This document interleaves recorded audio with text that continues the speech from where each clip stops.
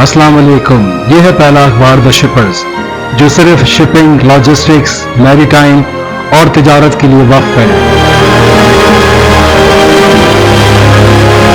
روزانہ آنے والی شپمنٹس، بندرگاہوں کی سرگرمیاں، شپنگ کمپنیوں کی فہرستیں اور آپ کے بزنس کے لیے ضروری ترین معلومات اب ایک ہی جگہ پر دستیاب ہیں۔ آج ہی اپنی کاپی حاصل کریں اسٹالز پر یا مکمل ای پیپر ہماری ویب سائٹ پر ملاحظہ کریں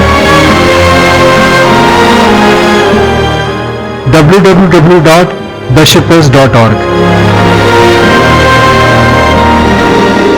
یہ صرف خبر نہیں، یہ دی شپرز ہے۔